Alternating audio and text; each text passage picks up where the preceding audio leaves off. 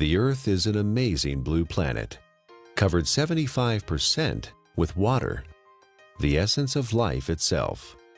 Without water, life would not exist. Water makes our planet unique in our solar system, and the presence of water is what astronomers look for in their search for life on other planets. Like the Earth, the human body is also, on average, 75% water. Without water, none of the processes that support life can exist. While we can go without food for many weeks, we can only live a few days without water. Yet only 2% of the Earth's water is drinkable, and billions of people worldwide don't have access to clean drinking water. In this video, you'll learn a lot about water. You'll also be introduced to Dr. Richard Cohen, MD, a doctor who practices integrative anti-aging medicine and performance sports nutrition. We really don't think too much about water. It's something that comes out of our tap. It's something that's in the ocean. But what I want people to realize is that we are essentially water. Our brain is 90% water. Our blood is 80% water. Our muscles are 70% water. So without water, our bodies cease to exist. Water is the essence of life. Water carries oxygen and nutrients to the cells. Water regulates body temperature. Water helps the body absorb nutrients and convert food to energy. Water protects and cushions vital organs and cushions the joints. Water removes metabolic waste from the cells through the lymphatic system. Without water, life ceases to exist. Water is just water, right? Tap water, filtered water, spring water, well water, bottled water. Some are a little more pure than the rest. Others have more minerals and taste better. You may pay more for the ones from Fiji or France or some glacier in Canada. But water is just water. Or is it? Volumes have been written on the subject, and the truth is, not all water is the same. Where did water come from? Water came from rain, snowflakes, came from streams, underground reservoirs. And what we're learning now, and this is the case with most issues, and most, when you go back to how things used to be. So if we look at water, the way it used to be, there are 3 or 4 structural and biochemical differences than what exists today. For most of his life, Nobel Prize winner Henri Coanda studied the water of the Hunza people who lived high in the Himalayan mountains. Natural health practitioner Ariana Nation was also fascinated by the Hunza people and their water. In my research, I discovered that there's a long history of scientific research about water and its healing ability. And this Kangen water has quite a history. It's a long history. And one of the things that fascinated me is the Hunza people and their ability to live 120 to 140 years without the degenerative diseases that we suffer here in the United States and all around the world. Why did the Hunza people live so long? Why were they so healthy? Coanda and others believe it is the water. Their water came from glacial streams, and it had very unique properties. It was microclustered. It had a different viscosity and surface tension. It carried lots of minerals that gave it a high alkaline pH. It also had an extraordinary amount of active hydrogen. Hydrogen with an extra electron. The presence of extra electrons made the water an antioxidant. All these properties combined contributed to the health and longevity of the Hunza people. Water similar to that of the Hunza people are found in other places around the world. The Caucasus Mountains of Azerbaijan, the Xinjiang region of China, and the Andes Mountains are just a few. In research, the Russians and the French and a lot of people have researched this. They found that it's their source of water. And it's from the glaciers that surround the mountainous region where they live. The common denominator with all these different cultures that have this vibrancy is their source of water and the properties that that water consists of. When we look at natural water, there are 4 or 5 different properties that are critical. So while adding a mineral buffer to a filtered water is certainly more beneficial to get some of these mineral salts into our body, it still doesn't create that same process of having these free electrons, to having the negative ORP. Still does not create a microclustered state. Okay, and those three in and of itself, even if you're filtered, you're losing those benefits, or you're not gaining the benefits of what's seen with natural water. So while it's a small step to take, beneficial, as opposed to drinking acidic water, it's not providing the same benefits.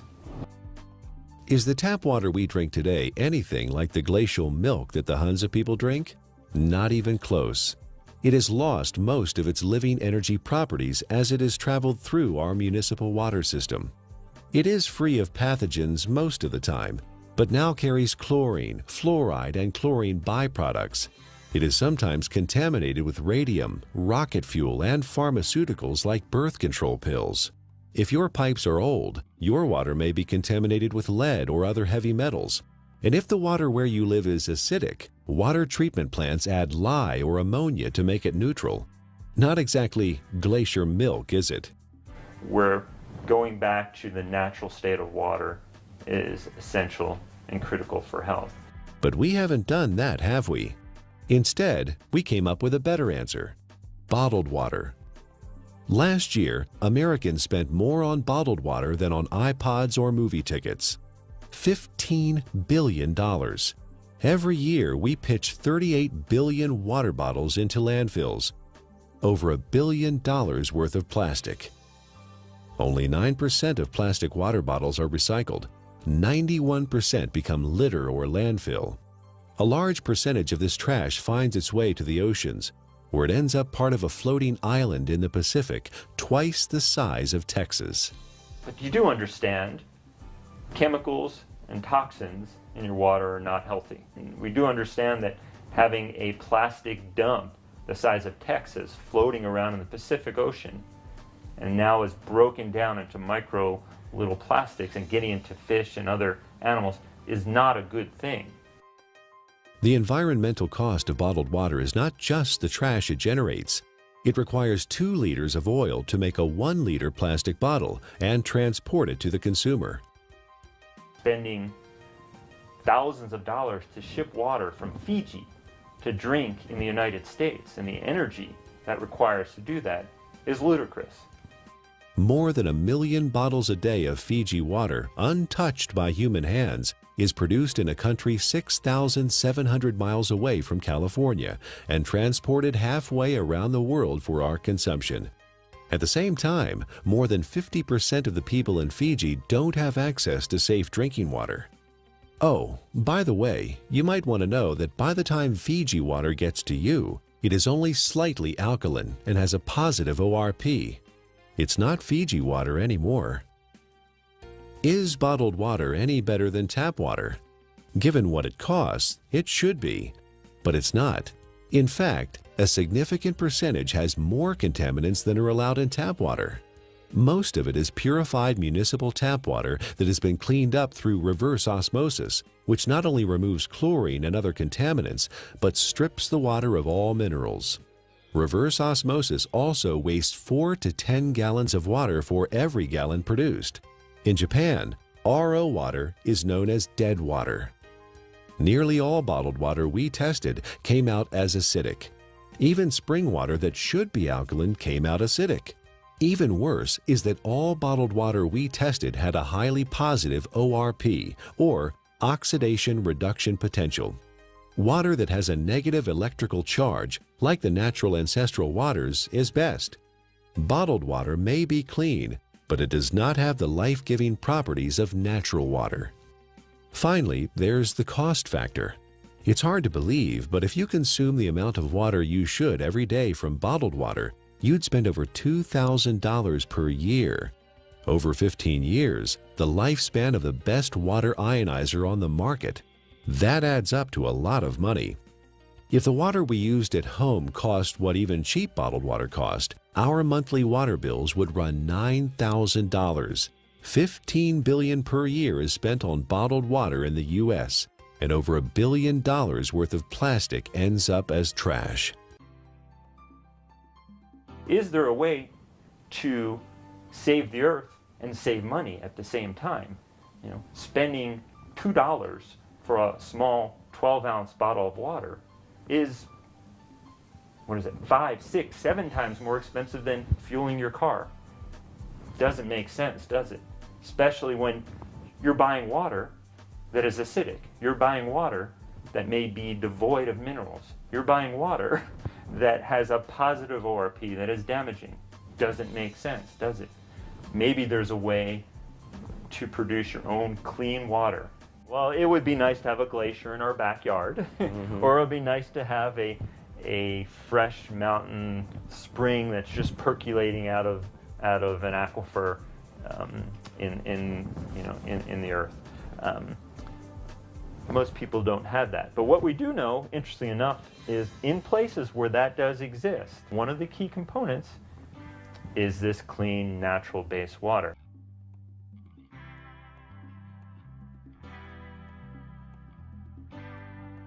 If you care about the earth and your pocketbook and are currently drinking purified bottled tap water, get a carbon filter for your faucet and use a safe, reusable water bottle.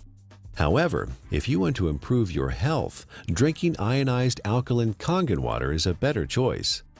Like natural ancestral waters, it is microclustered, contains alkaline minerals, and has a negative ORP, making it an antioxidant, and it costs a little more than $1 a day for unlimited amounts.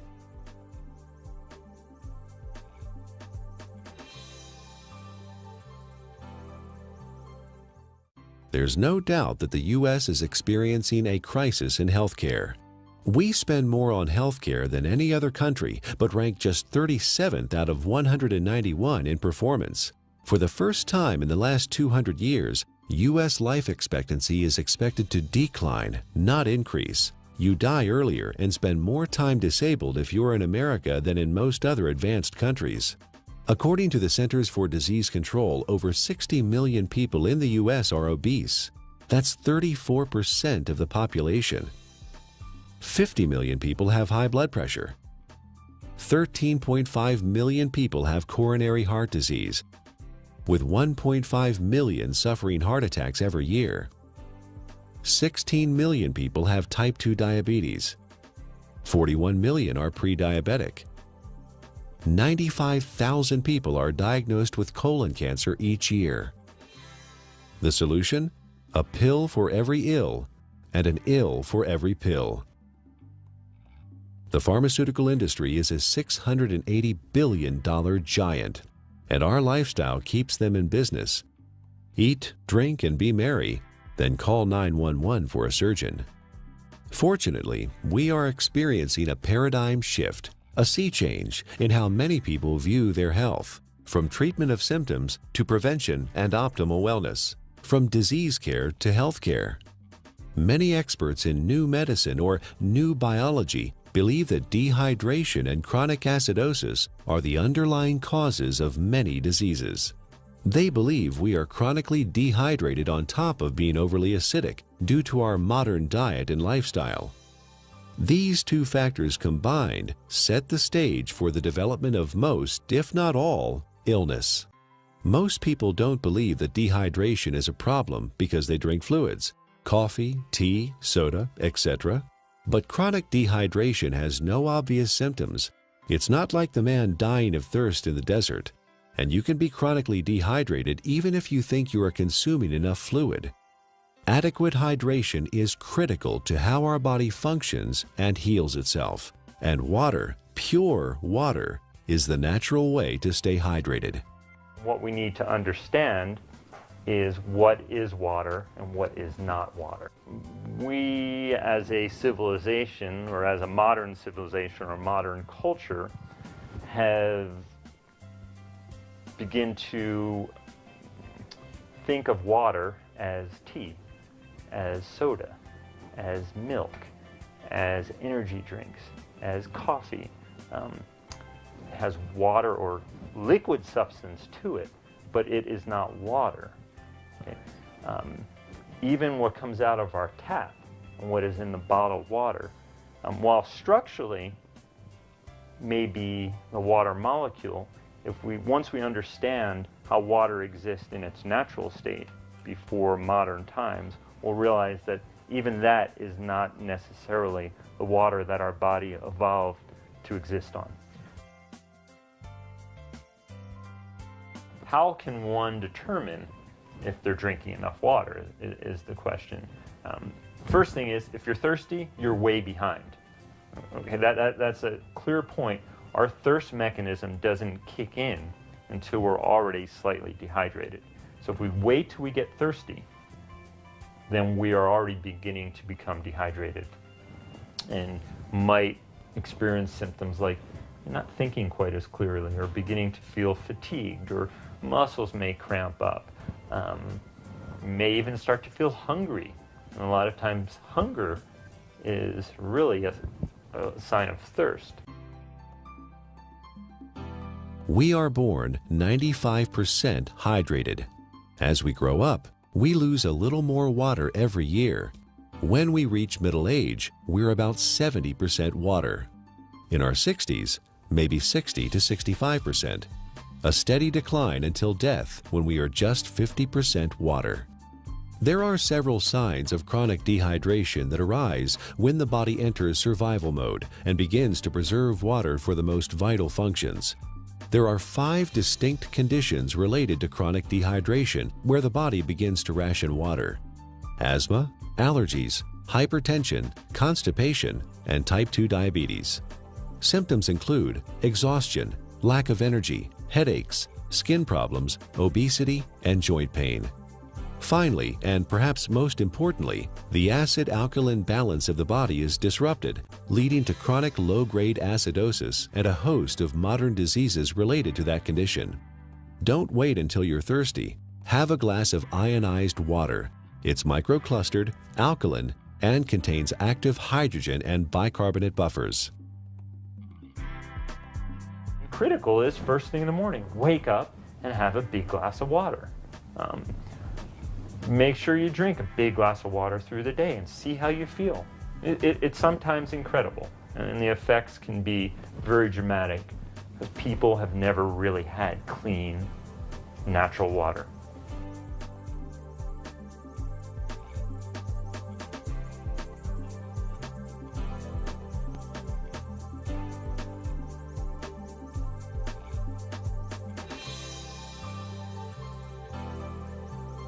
I want to use an example of an endurance athlete and specifically show the needs of hydration in the endurance athlete and how that also can relate to the everyday athlete. The person who's mowing their lawn and taking care of their kids, who is working, going to the gym,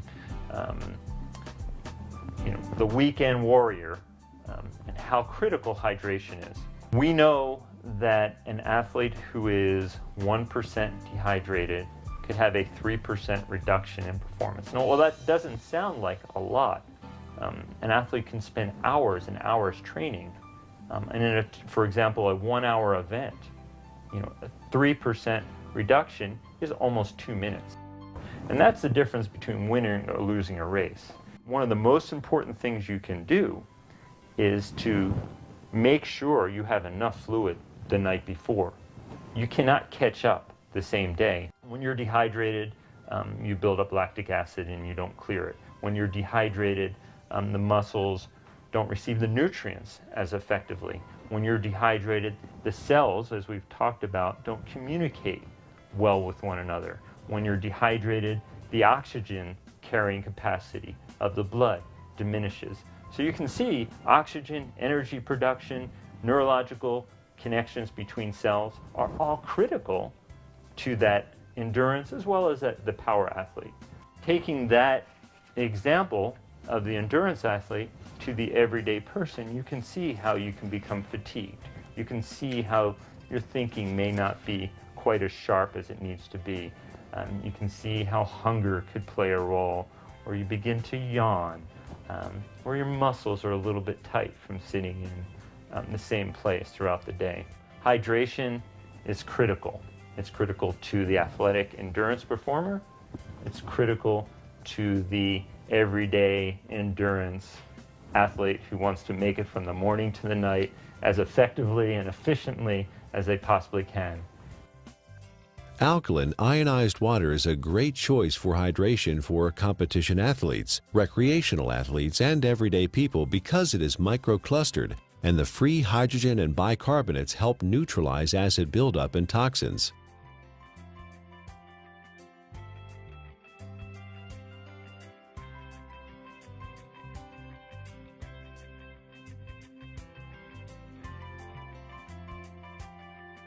Chronic low-grade acidosis is a condition that develops over time and affects the quality of life and our ability to enjoy optimal health. It starts with our diet, acid-forming foods and drinks. Our sedentary lifestyle, poor digestion, and poor elimination add to the problem. The fluids between and within our cells become more acidic. To maintain balance, the body mobilizes buffers, minerals, and hydroxyl ions from the bones and other tissues. This, in turn, leads to osteoporosis, and the overall process results in poor health, chronic illness, arthritis, and sluggish lymph system. An acidic condition for the body is very unhealthy. When the body is chronically acidic, illnesses can develop. Think of your cells like a fish in a bowl of water. When the fish are sick, what do? Do you give them a pill? Of course not. That would not solve the problem at all. They would still be sick. You change the water, give them the proper pH and ORP so they thrive. pH stands for potential hydrogen and is a measure of the acidity or alkalinity of a solution. pH is neutral at 7.0. Above that is alkaline, below that is acidic. It's a logarithmic scale. Each increase in pH means 10 times more or less hydrogen is present. Alkaline ionized water has a pH between 8.0 and 9.5. Your body uses a system of buffers to keep the pH of your blood in a tight range of between 7.35 and 7.45, slightly more alkaline than pure water. The body relies on a very tight level of pH or hydrogen atoms to control lots of function within the body. When the body becomes acid, systems begin to malfunction. We understand fish tanks and swimming pools. When they're acid, you need to make a change. When a fish tank is acid, fish die. When a pool becomes too acid, you don't want to go in it. When rain is acid from sulfuric acid and other too much carbon dioxide, it breaks statues. They begin to disintegrate. And we know acid rain and damages lake. Well, our body becomes a sink for this acidity. And when this acidity builds up, it in essence is one of the reasons for disease in our body. Bones begin to demineralize.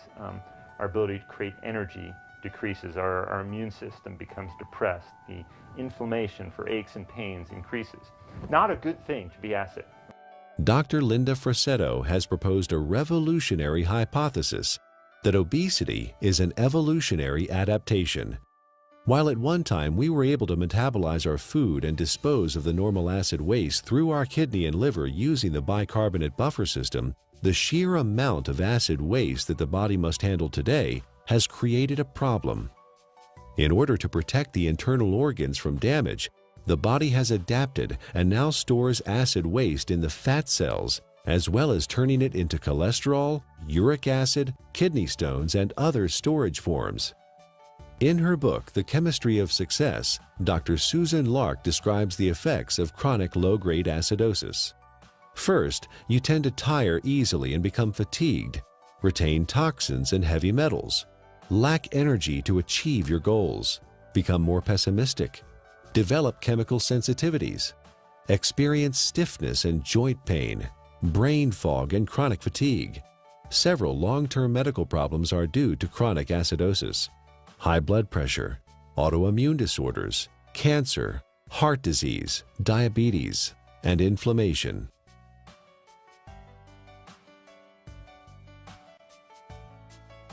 "80% of the foods we consume leave behind acid waste that the body has to deal with. A trip down the modern grocery store aisle finds very few alkaline-forming foods. Even the foods we think of as wholesome and nutritious leave behind metabolic waste products that are acid. And of course, junk food falls into the acid-forming category. Most of the fluids that people consume today are acid. Sodas contain citric acid, energy drinks, phosphoric acid, and caffeinated beverages, and coffee, and many different commercial teas. Sugar, acid. Tap water, acid. Not a good thing for our system. Natural water is alkaline. Fruits, vegetables are alkaline. Stress-reducing activities are alkaline. So you see the link here. Things that are beneficial to our body tend to be alkaline creating. It allows the body to buffer damage of its processes of energy production. In addition to our diet, there are several ways our modern lifestyle increases the acid load on the body. Physical and mental stress reduce oxygenation and blood flow and increase muscle tension. Strong emotions like anger, fear, hostility, anxiety, or excitement. Vigorous exercise, which produces lactic acid, pyruvic acid, and CO2, decreasing muscle pH. Frequent airplane travel with cabin air lower in oxygen and higher in CO2. Over-the-counter and prescription medicines and vitamins. All these things produce more acid for the body to deal with. Consuming more acid is like consuming and sucking life out of your system. You have a certain ability to buffer that, and you will break down.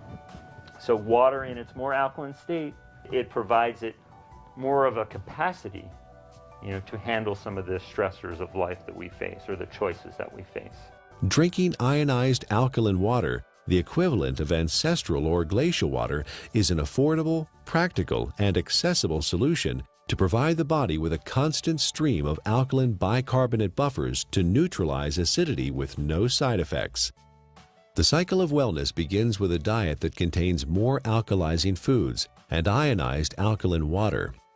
Moderate exercise, good digestion, and complete daily elimination are also important. This leads to more alkaline fluids within and outside of the cells. Calcium and other minerals support bone density instead of being used as buffers.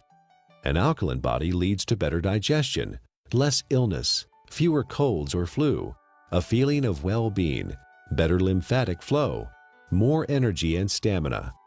Alkaline ionized Kangen water provides hydration, alkaline buffers, and antioxidant activity, which keeps the body in homeostasis, allowing it to heal itself.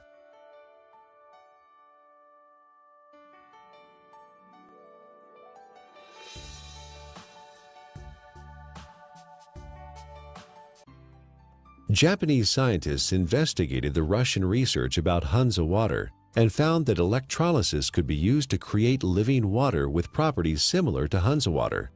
This is now known as functional water, microwater, ionized water, or Kangen water.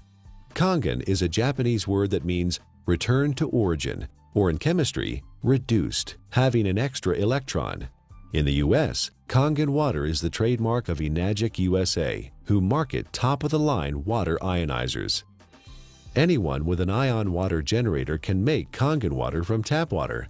Water is first filtered, then exposed to an electrical charge in the electrolysis chamber of the generator. Alkaline ionized water is called living water. It is similar in atomic structure to the waters that the people of Hansa drink directly from glacial streams in the high Himalayas. It is fresh, invigorating, life-enhancing, free radical scavenging, and delicious. Full-scale development of water ionizers started in 1954, fueled by research at several agricultural universities on the effects of ionic water, especially acid water, on plants.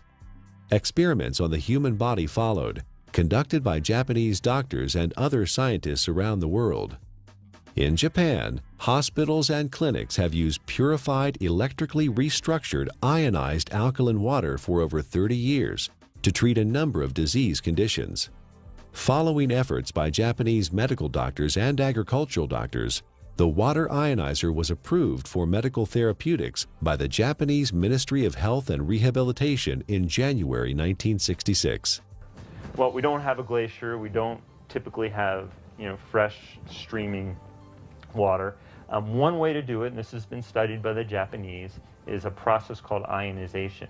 It's actually running some electricity through the water, and it breaks the filtered water into some of the natural properties. It provides the microclustering.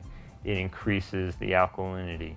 It provides a high ORP, or these free electron states, to the water. So in a lot of ways, we're getting some of the similar properties to natural base water. It even changes the molecular structure. We can see a more health-giving pattern when looked under an electron microscope. So ionization is an option and a choice for many people if you don't have a glacier. So the Russians discovered the property of the water, all these properties, and they developed an electrolysis system. They found a way to actually separate the water and get these properties. And the Japanese improved upon this process and improved upon it, and have come up with the best ionizer available now. And I really do appreciate the work that the Japanese have put into it because of the diligence and the care that these ionizers are made with. Numerous peer-reviewed scientific studies have been performed in well-respected universities and hospitals around the world, which show the benefit of alkaline ionized water. Some of those benefits are weight loss, releasing toxins and stored body fat, normalize blood sugar, support healthy colon function, resolve urinary tract infections, relieve asthma and chronic respiratory conditions, stop abnormal gut fermentation, reduce proliferation of candida, fungus, and undesirable microforms, reduce chronic pain, improve wound healing with oxidizing acidic ion water. The most important thing, we don't want to drink water that has pollutants, and that could be harmful to our system. So when we're drinking water, it would be nice to know that what you're drinking is clean. The first step to creating alkaline ionized water is to have clean source water. Enagic's Kangen water generators use an activated carbon filter that removes chlorine, volatile organic chemicals, pesticides, herbicides, benzene, trihalomethane compounds, radon, solvents, and many other man-made chemicals found in tap water. Ionized water is pure or virgin water. Everything water has been exposed to leaves an electromagnetic frequency signature or imprint. Ionized water is virgin water because the EMF have been reset. There are 4 very specific properties to these healing waters that are found in these mountainous regions that are flowing from the glaciers. And there's been a lot of research on this. The Russians discovered it, and they discovered a way to make it. And those 4 properties are, it's hexagonal, and what that basically means is it's shaped like a snowflake. You look at it under a microscope. It's beautiful, it's crystal structured. Ionized water has been restructured. The water molecules cluster in groups of 4 to 6 instead of the normal 10 to 15. Nuclear magnetic resonance has documented this difference. The reduction in cluster size helps the body absorb ionized water more quickly and efficiently. Also microclustered, micro meaning small clusters. It's broken down very small so the body can easily absorb it. It's very bioavailable. It was very alkaline. pHs around 9.5. Some were found at 9.0. So it really helped the body as far as not adding acid waste to the body and helping to keep the body very alkaline. You may hear a term, it's called clustering. The water molecules naturally exist in a cluster, and some people call it hexagonal, which would be 6. So they naturally exist in a cluster of 6 water molecules. The water as found through taps and commercial water sources is a much larger cluster of water molecules. There are many beneficial properties to that, and it enhances the body's ability to hydrate. I was really excited when I started actually to quote-unquote play with the water in my own kitchen with different supplements, with powders and tea and oil and all the different things that I worked with. And you could really see the life to the water. I could put, for example, my green vegetable powder drink in Kangen water versus a bottled water and a tap water, and actually see that this water has an energy to it.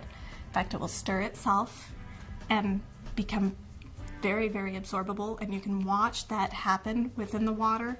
You can watch it make tea instantly, whereas other waters cannot do that. It cannot get in and penetrate those nutrients and pull those nutrients out and put it right in the water where you're drinking it, where it can then go in and penetrate your cell walls at that same level.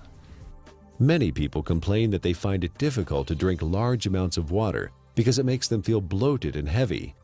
Regular water, tap or bottled, is composed of large clusters of water molecules and has no life energy or electrical charge. It sits in your stomach like a stagnant pond. In contrast, drinking ionized alkaline water is easy because it tastes much better than tap or bottled water, and the smaller molecular cluster size and life energy it carries allows it to be absorbed more quickly. And the other feature is it has a negative ORP, and what that stands for is oxidation reduction potential. Not to get real big and fancy, a lot of people are like, oh, what is that? It is the ability of that water to reduce the oxygenation of the body. And the property of the water that actually gives it this negative ORP, or the potential to reduce the aging in our body, is the active hydrogen that it consists of. ORP, also known as redox potential or oxidation reduction potential, measures the tendency of a molecule to gain or lose electrons.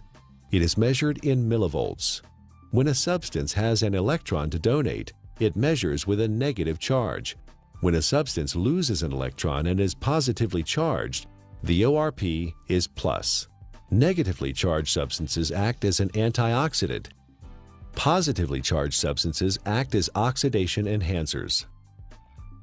What we have learned to understand is this water in its energetic state has an abundance of free electrons. Okay?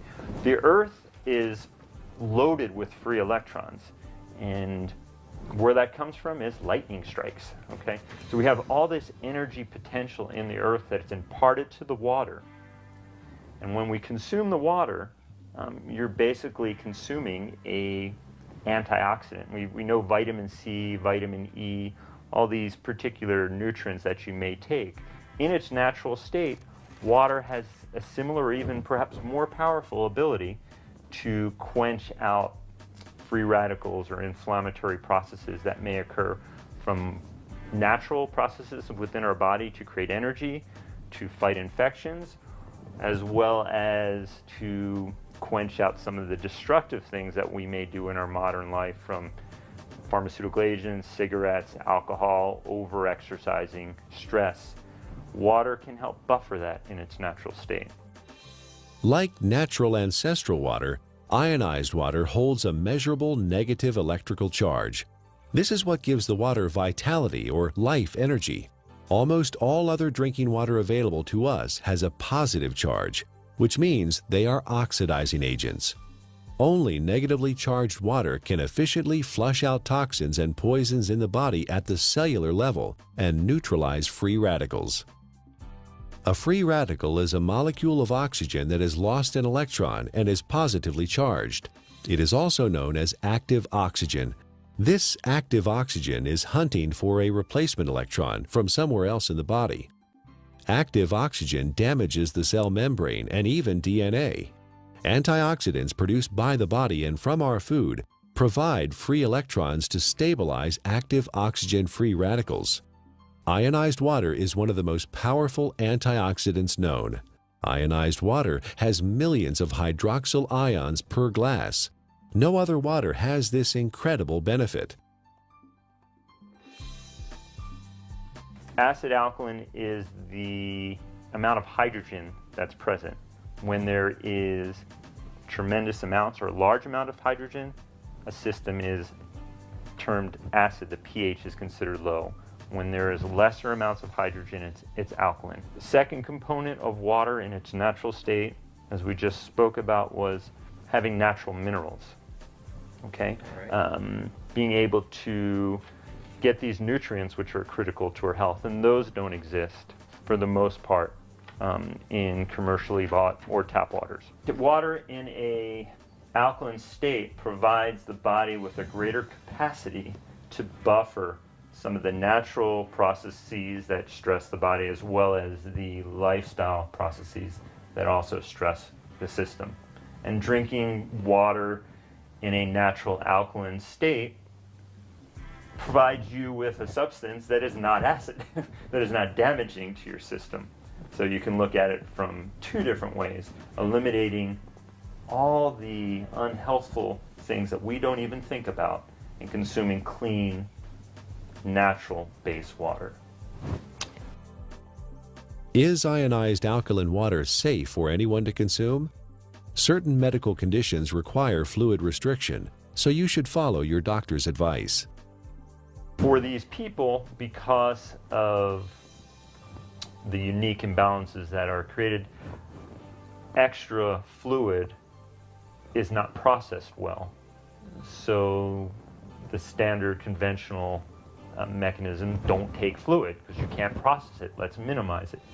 While the cells intracellularly are starving. See, the problem is that the fluids can no longer get into the cells effectively. Is it because people are not drinking or haven't drinking natural water? Certainly one component of it. It has to do with the health of the actual cellular membrane.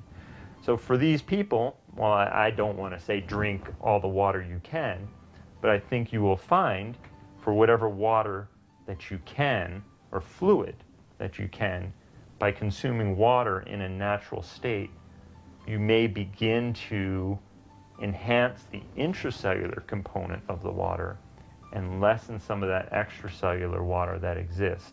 And in doing so, you may find that your fluid intake may gradually increase, and that would be beneficial. How that helps your ultimate condition, obviously, it is an unknown since there's many factors involved.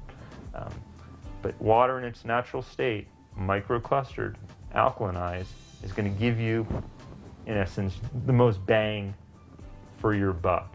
Don't waste your fluid on coffee. Don't waste your fluid on energy drinks or sodas. Absolutely not. That's just going to make your condition worse. All water is not created equal. We encourage you to try ionized alkaline natural water. Ask the person who gave you this DVD for a free sample of Kangen water. For references and resources about the topics covered in the DVD, go to ionwatertruths.com.